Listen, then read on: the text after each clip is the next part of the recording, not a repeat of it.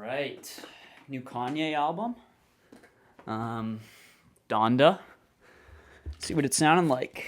Let's go. Super hyped for this. Super excited for this. This is probably gonna be album of the year, definitely. I haven't even heard it yet, but yeah, album of the year. Maybe the greatest album of all time. Let's go. Donda Chant. Let's see. Let's hear it. Donda, Donda, Donda, Donda, Donda, Donda, Donda, Donda, Donda, Donda, Donda, Donda. This is fire. Donda, Donda, Donda, Donda, Donda. Oh, the way she slows down, bro. Album of the year. I told you. Album of the year.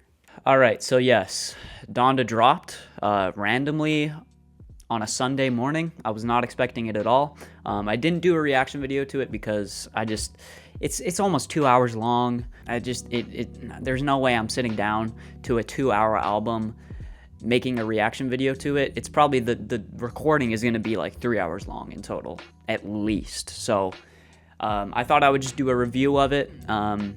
So yeah, let's get into it. So Donda, Kanye West's 10th studio album, obviously. This had one of the most interesting but also kind of annoying album rollouts that I've seen in a long time.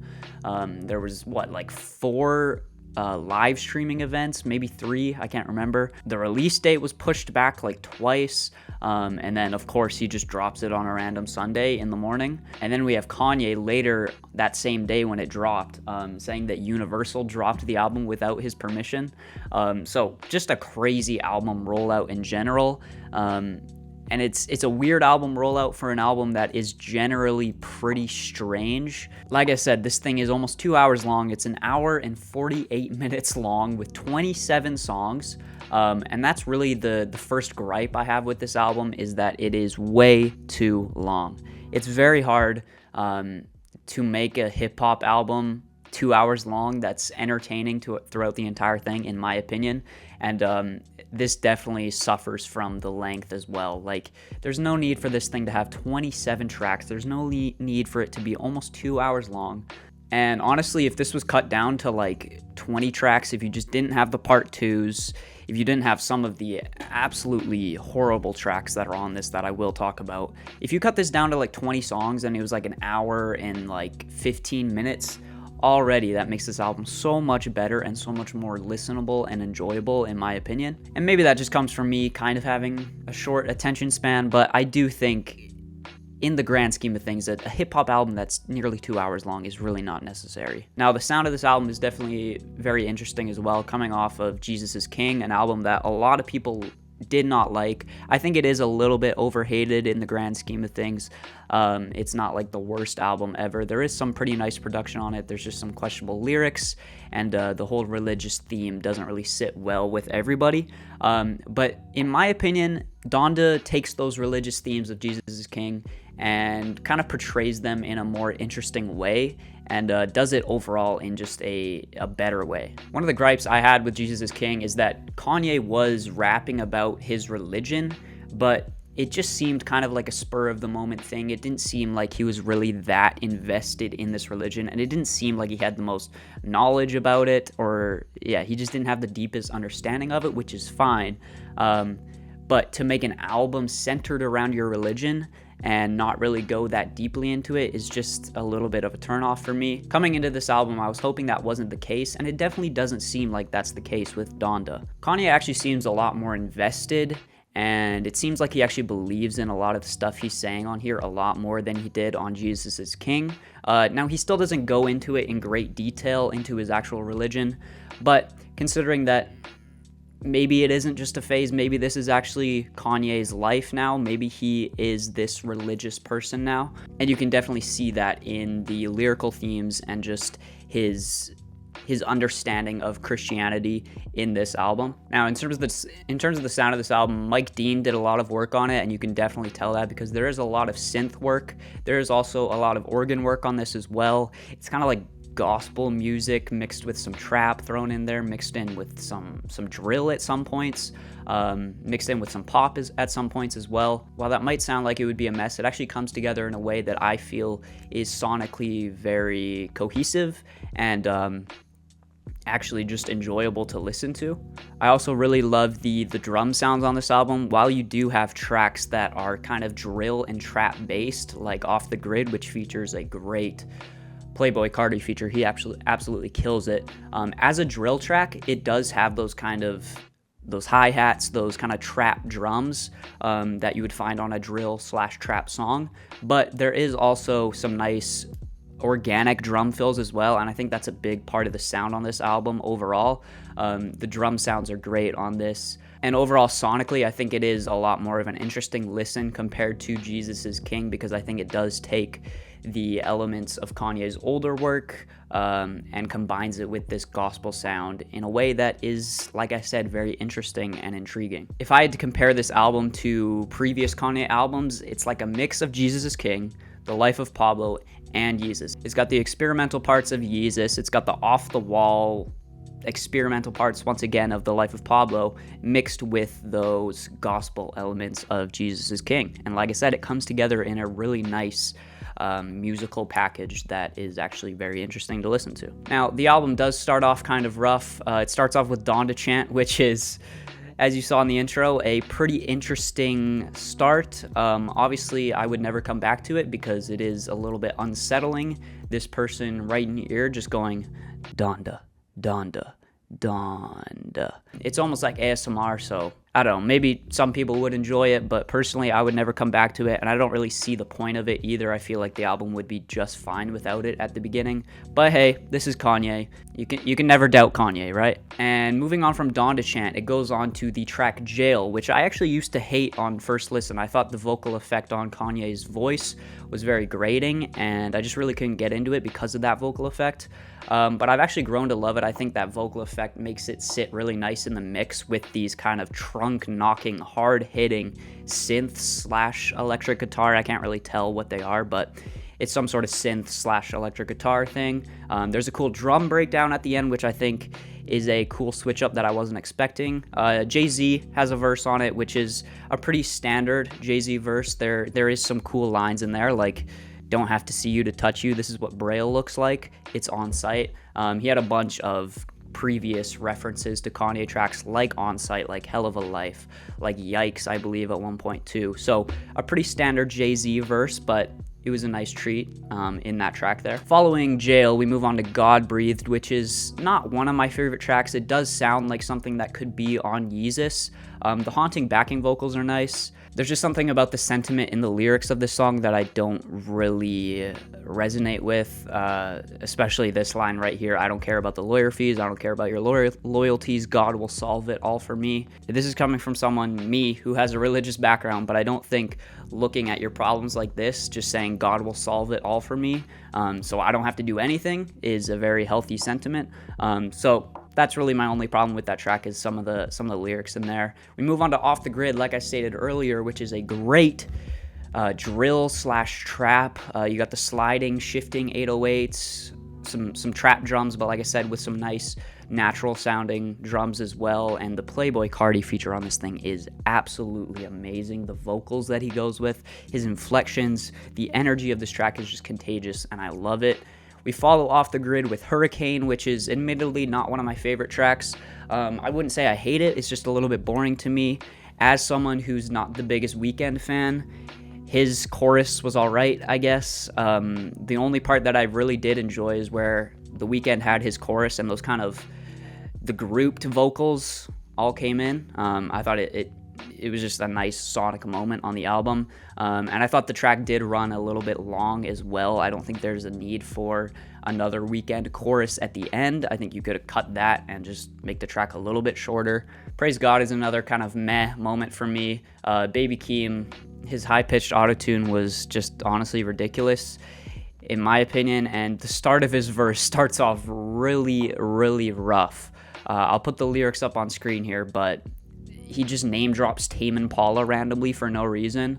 And then at one point the lyrics are literally, let's get right, huh?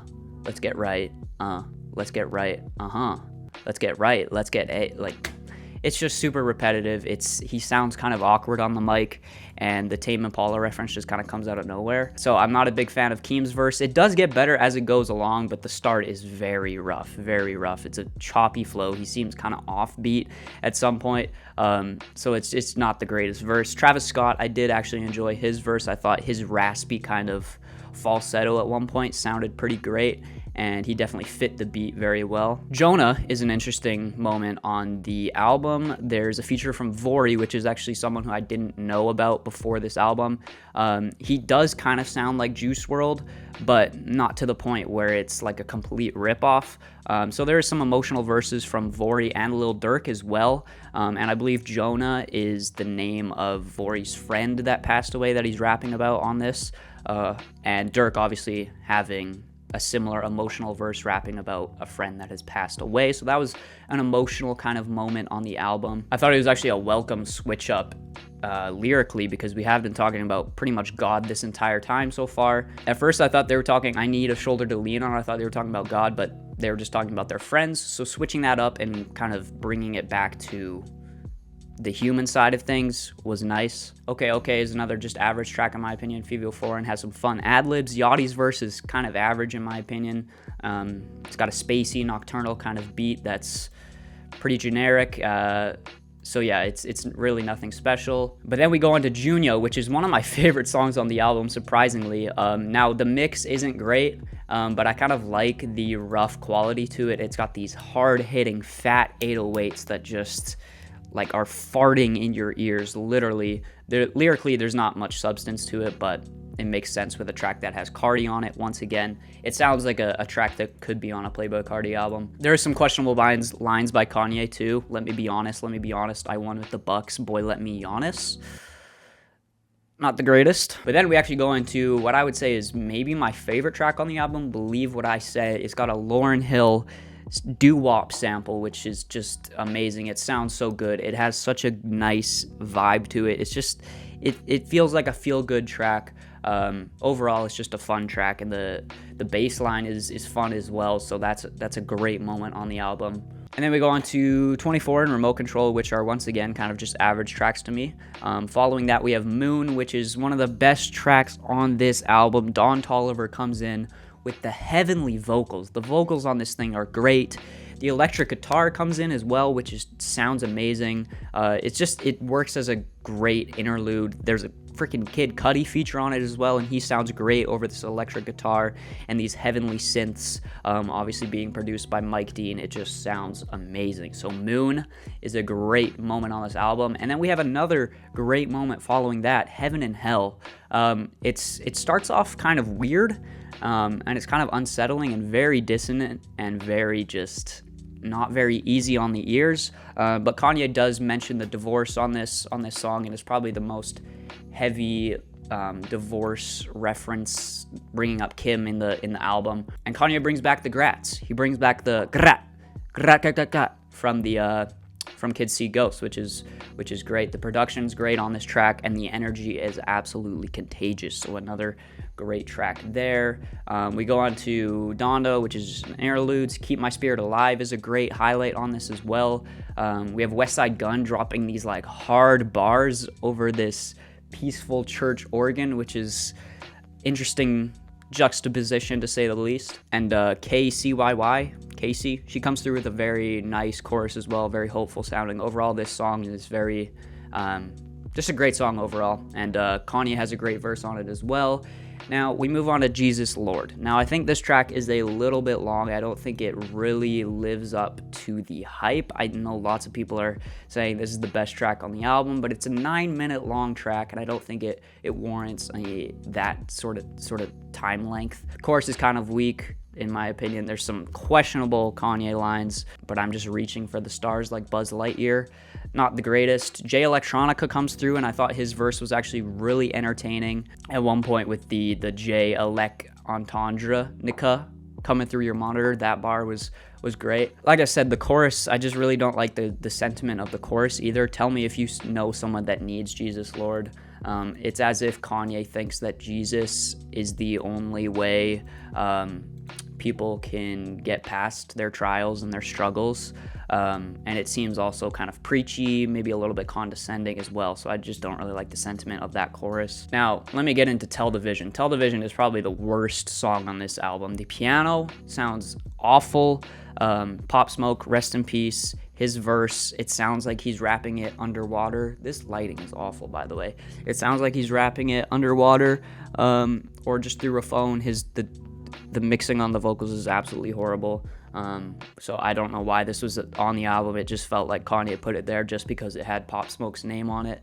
It really is probably the worst moment on the record. Lord, I Need You is another just great, heavenly, hopeful, warm sounding track that I really enjoy a lot. Roddy Ricch makes an appearance on Pure Souls, which is actually very nice. His vocals are great on this one. The instrumental kind of has a Roddy Ricch kind of flair, something you would hear on one of his albums.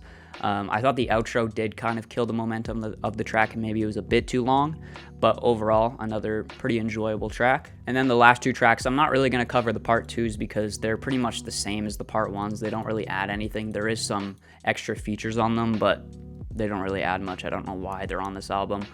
Come to Life is honestly one of my favorite tracks on this album. I love the piano that comes in. It's super motivational, but it also doesn't come across as being cringy, and I like the sentiment of this song as well. It seems to be, at least Kanye's verse seems to be about kind of just chasing your dreams. Like this line here, thoughts you had penciled them in, probably should have wrote them in pen. Like really solidifying those ideas and writing them down and making sure you go for these goals and you go for these dreams. And like I said, it's a really motivational song, but there's also kind of a sad undertone to it too, because Ye in this song seems to be kind of worried about leaving his mark on this world, which is crazy, and it's also kind of admirable considering the impact he's already had on this world with the music that he's already made. So overall, I really just enjoy the sentiment of this song. I love the production on it, and it's just a really hopeful, really motivational track that I enjoy quite a bit. And then we finish off the album with No Child Left Behind, which I think should be the actual finisher. Once again, the part twos are really not needed, but I think this finisher could be a little bit stronger. It feels like it's going somewhere, but it never actually goes somewhere. If that makes sense, I feel like it doesn't reach as high of a climax or a musical sonic peak as I want it to. It sounds good. The synths, the organs are nice, but overall I just wish it would do a little bit more. And overall, that's my feeling with this album in general, is that I wish it would just do a little bit more. There is definitely some great ideas on here, and there's some great tracks, but there's also a lot of very average tracks in my opinion. And it does feel very skeletal, very stripped back, and it also doesn't feel like this is the final mix or the final version of this album. As Kanye did with The Life of Pablo, I wouldn't be surprised if he goes back, changes some mixing things, changes some features, rearranges things a little bit, because it does feel kind of a little bit rough and maybe not like the final version.